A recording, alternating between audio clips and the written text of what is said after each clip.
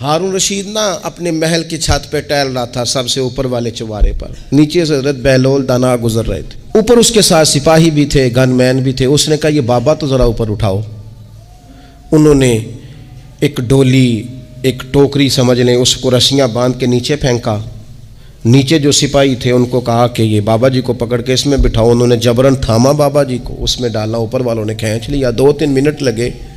ہارون رشید کے سامنے حضرت بہلول دانا پہنچ گئے تو تھوڑے ناراض بھی ہوئے کہ یہ کوئی طریقہ تو نہیں نا بلانے کا۔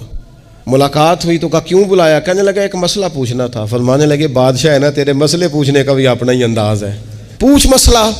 کہنے لگا بابا پوچھنا تھا کہ آپ اللہ تک کیسے پہنچے؟ حضرت بہلول دانا چپ کر گئے۔ 2-4 منٹ کے بعد کہنے لگے جس طرح ابھی زمین سے تیرے تک نہیں پہنچا، بالکل اسی طرح پہنچ گیا اور رب کریم کی بارگاہ تک، اور وہ بھی جو اس نے کرم فرمایا ہے، ورنہ میں تو نہیں سمجھتا کہ میں پہنچ گیا ہوں، وہ بھی اگر تیری خوش گمانی ہے۔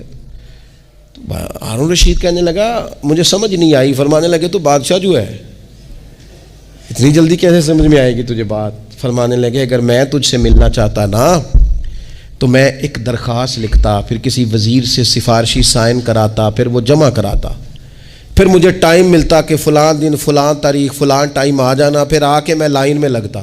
پھر بھی تو بادشاہ ہے، تیرا موڈ بنتا ملنے کا کہ نہ بنتا؟ جب میں چاہتا تو پتہ نہیں کتنا ٹائم لگ جاتا، جب تو نے چاہا ہے نا تو 1 منٹ بھی نہیں لگا۔ فرمانے لگے میں نے دعویٰ ہی نہیں کیا کہ میں جد و جہد کر کے پہنچوں گا، میں نے تو رب کی بارگاہ میں عاجزی کی ہے، پھر رب نے ہی کرم فرمایا ہے، اسی نے مہربانی کی ہے۔ مانا کہ محبت کے سفر میں ہر گام پہ 100 مشکل ہے، لیکن یہ سفر آسان بھی ہے، گر ساتھ تمہارا ہو جائے۔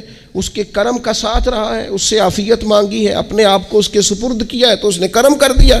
جب تک یہ مزاج نہیں ہم بناتے کہ مالک سے عافیت کا سوال کریں، اپنے آپ کو اپنے رب کے حوالے کر دیں، اس کی رحمتوں کے سپرد کر دیں، اتنی دیر تک زندگی میں ٹھہراؤ نہیں آتا، قرار نہیں آتا۔